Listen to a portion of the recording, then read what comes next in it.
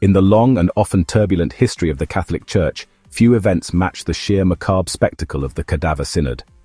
It was the year 897 AD, and Rome was a city caught in a violent whirlwind of politics, shifting alliances, and papal power struggles. But even by the brutal standards of the medieval world, what happened next was so bizarre that it still shocks historians today. A living pope, Stephen VI, ordered the exhumation of his predecessor, Pope Formosus, dead for over 7 months, and had his corpse put on trial for alleged crimes committed while alive. Yes, a dead pope, dressed in full papal regalia, sat in court as accusations were read against him. To understand why such a surreal event took place, we need to look at the chaotic backdrop of late 9th century Italy. At this time, the papacy was not just a religious institution, it was a political prize. Rival noble families, particularly the Spoleto and Tusculum factions, vied for control of Rome and the vast influence that came with the papal throne. Pope Formosus had been a controversial figure even while alive. He had navigated shifting loyalties between rival rulers, at times supporting Arnulf of Carinthia's claim to the Holy Roman Empire over that of the Spoleto family. These political choices earned him powerful enemies who bided their time, waiting for their moment to strike. That moment came after Formosus died in April 896. His immediate successor, Pope Boniface VI, lasted only 15 days in office before dying under suspicious circumstances, paving the way for Stephen VI, a man deeply aligned with the Spoletan faction. Stephen and his allies viewed Formosus as a traitor to their cause, and they wanted not only to tarnish his reputation, but also to reverse his decisions, particularly the ordinations he had performed. In their minds, destroying Formosus posthumously would strip legitimacy from his political and religious acts. Thus, the Cadaver Synod was born. In January 897, under Stephen's orders, Formosus's body was dug up from its tomb in St. Peter's Basilica. By then, the corpse was in an advanced state of decomposition.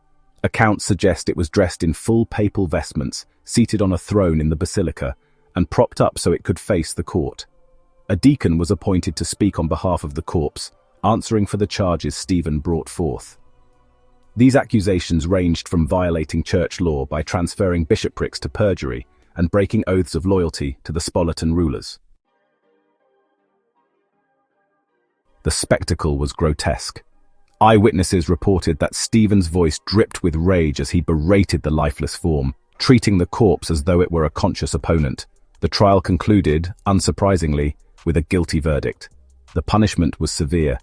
Formosus's papal vestments were torn off, the 3 fingers he used for blessings were cut away, and his body was declared unfit for Christian burial.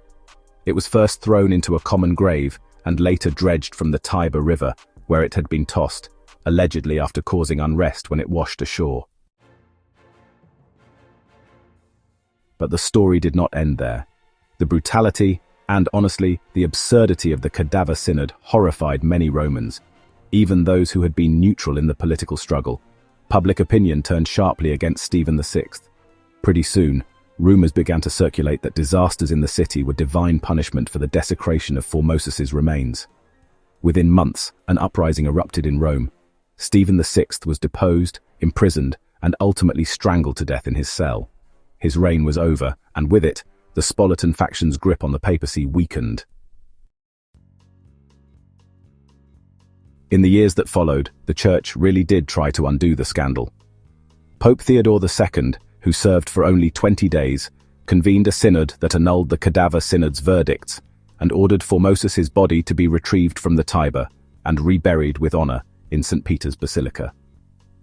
Later, Pope John IX went even further, prohibiting future trials of the dead, a law that, honestly, speaks volumes about just how outlandish the Cadaver Synod had been. Historians today still debate the exact motivations behind this dark episode. Some see it purely as political vengeance carried to its most grotesque extreme.